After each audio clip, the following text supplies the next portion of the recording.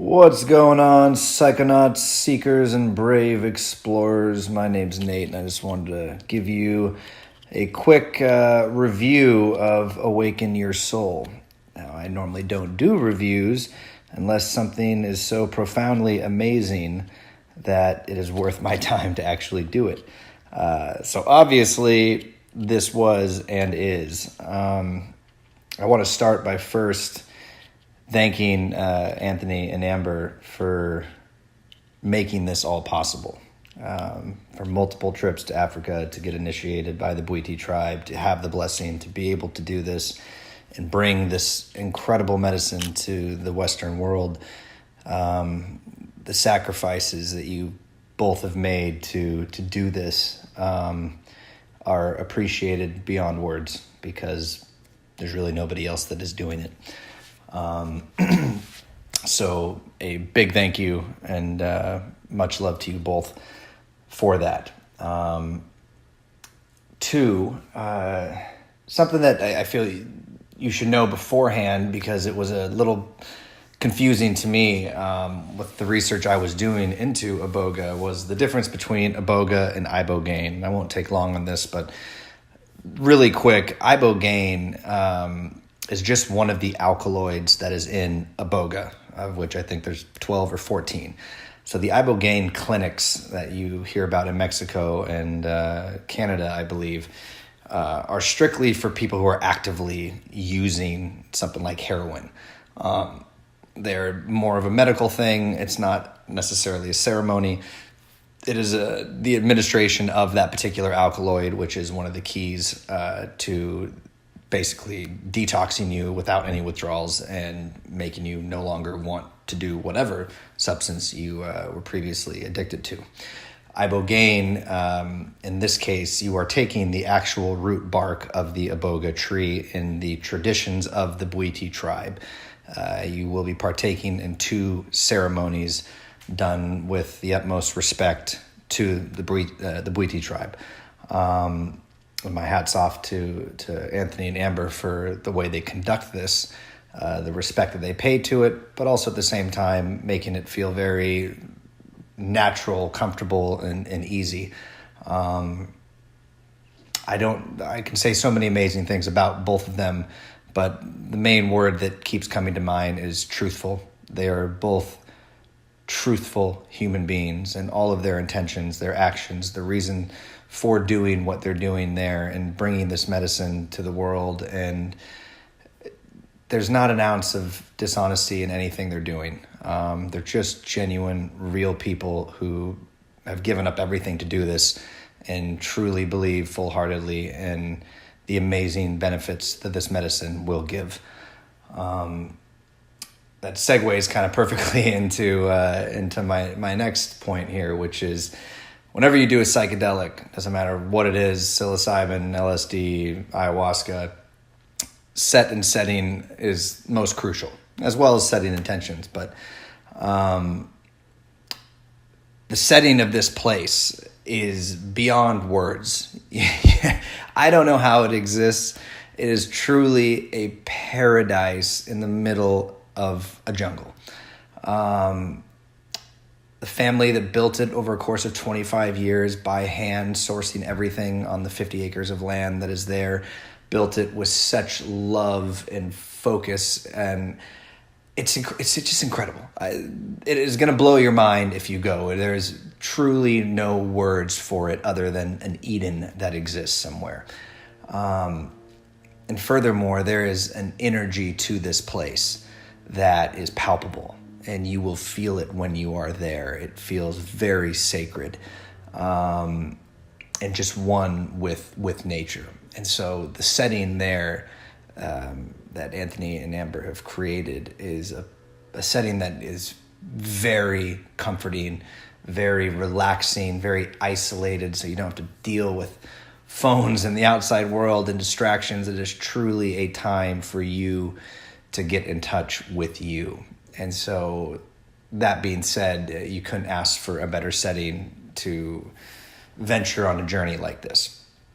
Now, I want to discuss the journey, because that is something I think most people are most concerned about. They've heard, Iboga is the most powerful psychedelic in the world, and, journeys can last a week and a month and everything else.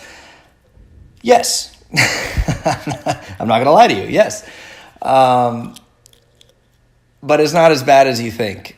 If you have any experience with any type of psychedelics, you'll be able to manage. The ceremonies, there's 2 of them, are conducted in this manner. I think basically they start at 8:00 at night, at which point you've already had your one-on-ones with Anthony and Amber and discussed intentions, and they've gotten to know you, so they know how to better be there for you during this ceremony. Like their attention to detail on the individual is incredible. You also would have already done the workbook that they send you before going, which really forces you to dive into you beforehand. So by the time this first ceremony even starts, you're already very much in yourself and aware of the reasons why you're there, and what you're looking to get out of it, whether it's freedom from an addiction or addiction of thought or trauma or whatever it is. But if you're called to be there, you're clearly there to do some work. And so the amazing people who were there with me were from all different walks of life and all there and committed to the exact same thing. Truly beautiful people and a beautiful experience. So the ceremony starts around 8, at which point Anthony will go through some ceremonial stuff of the Bwiti tribe, which is paying the respect to them for bringing essentially and discovering this amazing medicine. After that, you set your intentions around the fire, talk about what you're hoping to get out of it, and then he administers the Iboga. And everyone basically gets the same dose up front. And then you sit and, people small talk a little bit, but continue primarily to talk about, just intentions and stuff as it pertains to it. And they do a great job of easing your worry, going into it and continuing to answer any questions that you might have. And then as the medicine starts to kick in, which happened as early as 20 minutes for some people, and in my case, in the first ceremony, and another guy, it took us about an hour and a half and another dose before it got to that point.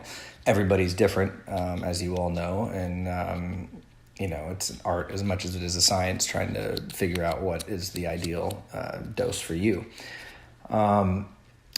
But basically, at the campfire, we were the last 2 out there. Everybody else had already raised their hand and been escorted to their bed.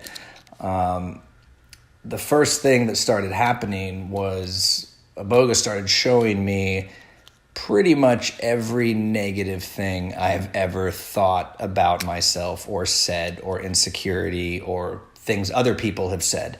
Stuff that I haven't thought I was over, but it brought back these memories and basically just 10-second clips and absolute vivid, crystal clear imagery. Memories that were buried so deep in my subconscious that I don't even know where they came from. And just kept showing me all this stuff. And I was like, oh shit, this is gonna be rough. Like, it's already going south. And I was, just sitting there. It just gave me this slideshow of just me and all these negative ways and all this old stuff that had come up before and all this other stuff I'd think about in the past, especially if I was on a different trip that was, going south. And the other guy who was still at the fire with me just happened to speak up and say the same thing. And he was like, man, it just keeps showing me all this negative stuff about myself. And I was like, holy shit, it's doing the same thing to me. And Amber was still at the fire with us and, basically said, yes, it's purging your mind of all of these thoughts. And you're by the fire, clearly, that's by design, which is, a very spiritual place and energy to it. And it's burning away these negative thoughts. And it did. And by the time I decided to finally go lay down, it had stopped. And so it came in very strong, and I was like, let's just do this work right away and just get all of this shit out of your head. And it did. So then I, proceeded to go lay down, which, by the way, one of the reasons why they say this is the strongest psychedelic in the world is because you lose pretty much all motor skills. I would equate it to being blackout drunk and not knowing how to walk anymore. Like, you don't know how to use your legs. Truly don't know how. And so they escort you to your bed, this is all outside, takes place right near the fire. and you have your own comfortable little twin mattress there that has all these blankets for you, whatever you need. And then you have your water and your journal right next to you that has all the questions that you are going to want to ask Iboga. The whole time they're playing music in the background, essentially. Anthony, on his last trip there when he was getting initiated, one of their 12 or 24-hour ceremonies they had, he recorded everything. So all of the chanting, all of the music, everything. So it is like you are there. And that's just played the whole entire time. For that basically 8 to 8 a.m. First part of the ceremony. That's part one, which is the most intense part of it. Now, the journey is going to be unique and different for everybody. So this is merely my journey and what kind of happened on it. Just know, though, that everything you think in your mind, all the research you do, everyone's, accounts of their experience, it's all unique to them. And there might be some similarities that might happen to you. I feel like Iboga works in certain ways. It conducts itself in a certain manner. But one of those ways in particular is just this slideshow of memories that are just buried so deep in your subconscious, stuff that you could never recall on your own. Like, I don't know, the desk inside your childhood house, like in your parents' office or something, and like what's inside those drawers. You're there looking at all this stuff. It transports you to these memories that you have long since forgot. And it shows you these things like just one after another on this revolving reel of your past. And you ask it why. Like if there's something you're not sure why it's showing you, you ask it and it will tell you, or sometimes it won't tell you, because the whole point is to make you really think about why it's showing you the things it's showing you.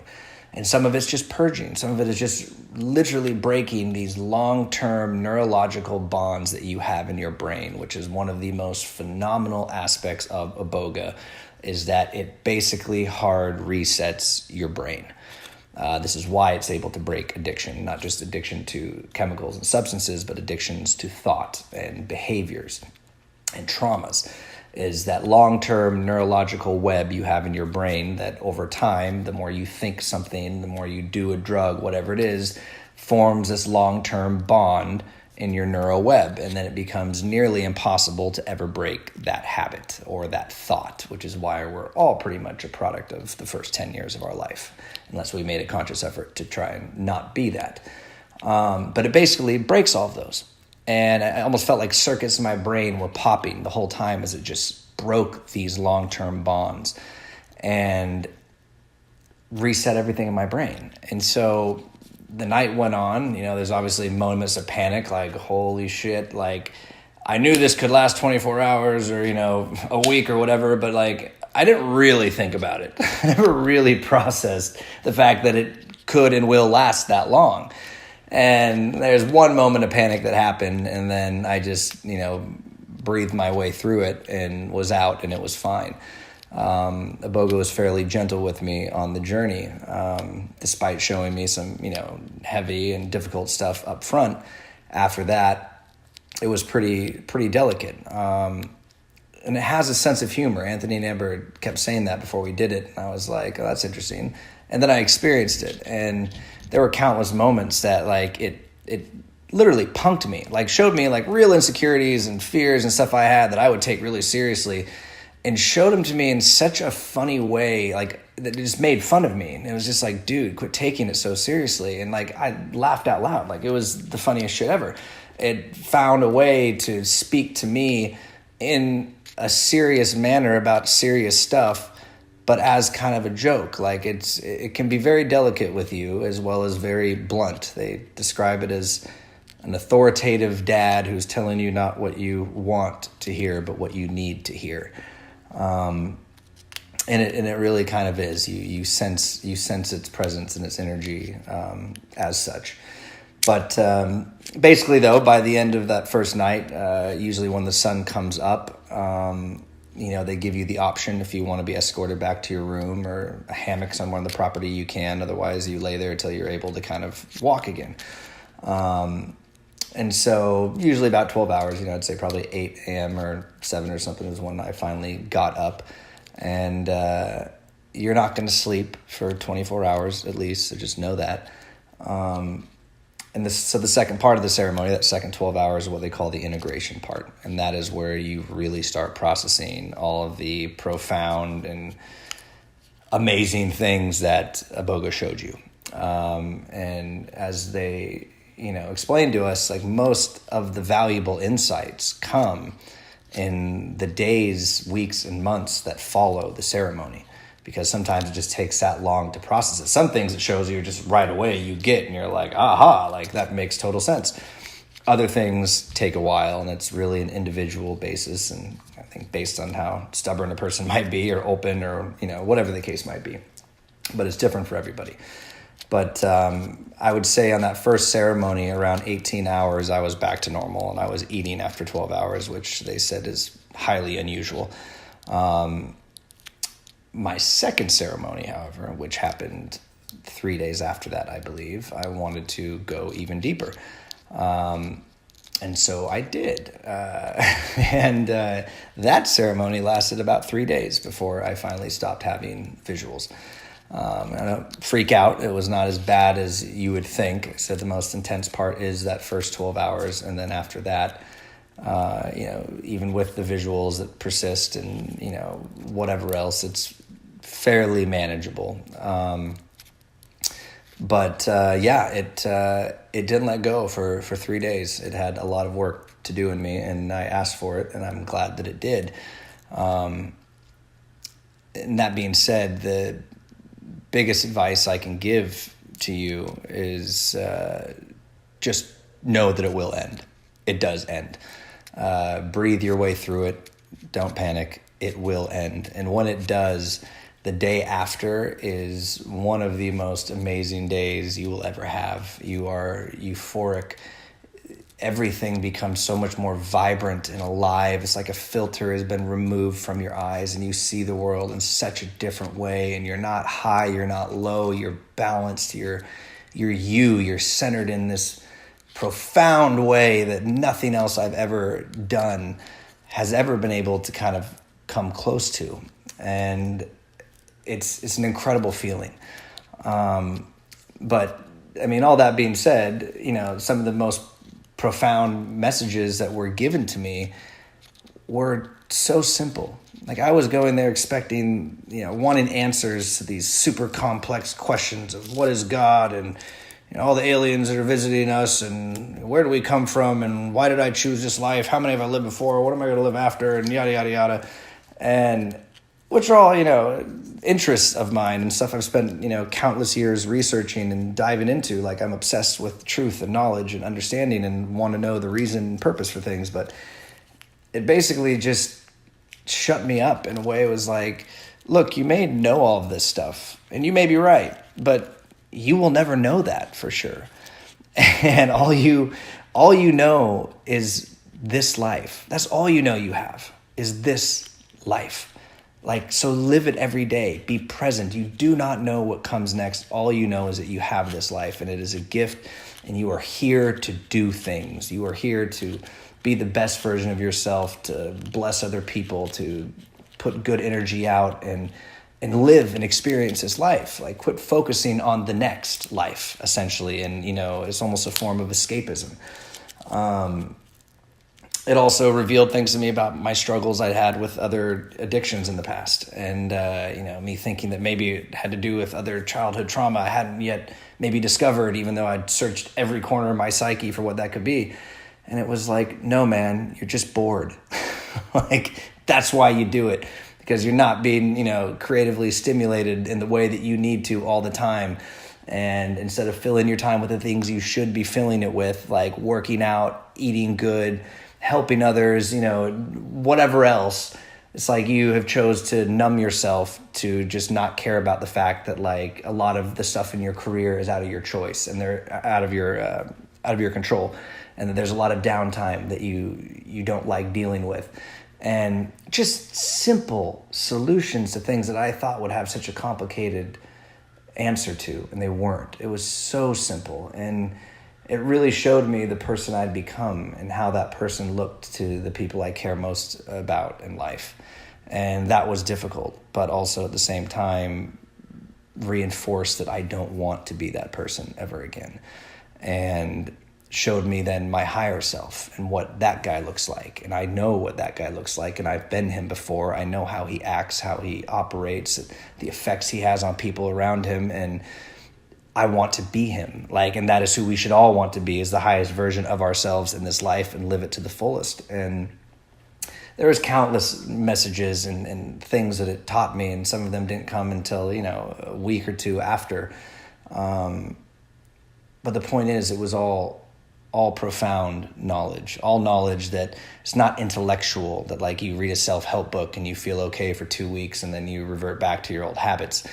This is a truth and a knowledge that in the fiber of your being, in the very cells of your body, the truth it tells you, and it's a real truth. And you get that truth plus the hard reset on your brain. And it's no wonder that this is truly a miracle medicine that can cure a heroin addict in 12 hours with 0 withdrawals and make them never do it again. It is a beautiful, profound, and challenging medicine. But for those of you, if you're even listening to this, you're clearly drawn to it for a particular reason, and many other things in life clearly haven't worked. And if that's the case, then you're ready to do it, and trust that the journey may be difficult, but you will make it through, and trust me, you will be a better person at the end. You will come out changed, and there's no way you won't.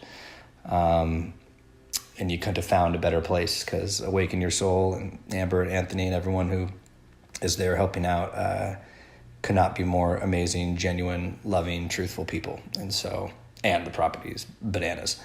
But hopefully that helps. That was my journey, and this went way longer than I intended, but oh well, if you're still listening, nice, sorry. But that's it. Happy journeys, and much love.